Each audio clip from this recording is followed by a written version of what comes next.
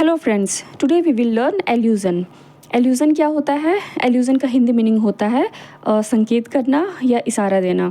यदि हम किसी भी चीज़ का, किसी भी पर्सन का या किसी प्लेस का, कोई कल्चर या लिटरेरी वर्क का इनडायरेक्ट रेफरेंस दे करके बात करें, मीन्स हम उसका डायरेक्ट नहीं ना बोल करके उसका इनडायरेक्टली यूज़ करें, इनडायरेक्टली इंडिकेट करें, तो उसे एल्यूज़न कहते हैं।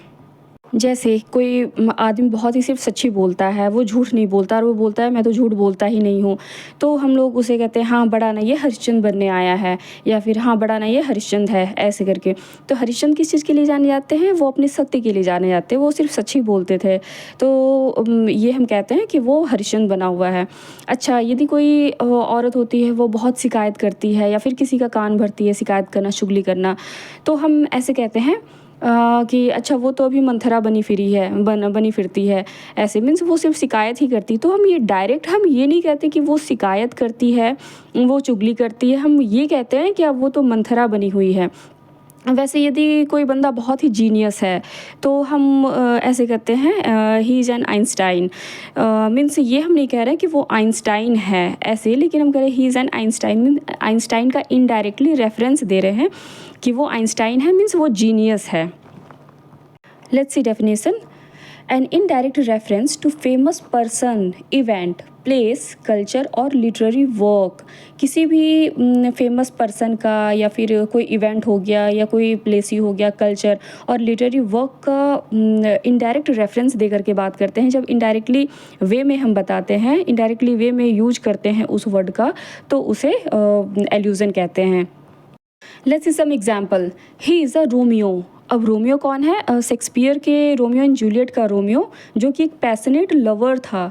तो जब हम किसी के बारे में बात करते हैं, तो हम ये नहीं कहते कि वो बहुत प्यार में पड़ा हुआ है या फिर कुछ और ऐसे, तो हम डायरेक्ट उसका ये बोलते हैं कि ही is a Romeo. Romeo means वो पैशनेट लवर है, रोमियो के जैसा है। I saw a garden of Eden. Garden of Eden Milton के पैराडाइज लॉस्ट का गार्डन, जो कि एक ब्यूटीफुल गार्डन था और जहाँ गॉड ने एडम और ईव को रखा था। तो I saw a garden of Eden, मैंने एक गार्डन ऑफ ईडन देखा।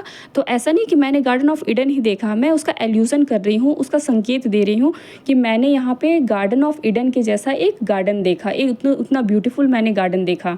Ice cream is my Achilles heel. Achilles heel क्या है? अब एक्लस हील मीन्स होता है point of weakness. Achilles heel का मीनिंग ही है पॉइंट ऑफ वीकनेस।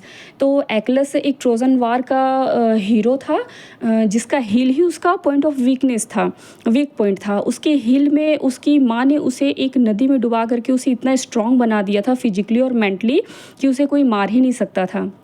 उसने ट्रोजन वार में सबको मार करके गिरा दिया, लेकिन लास्ट में उसके एक पैर में तीर लगने, एरो लगने की वजह से, उसके हील में एक एरो लगने की वजह से उसकी मौत हो जाती है।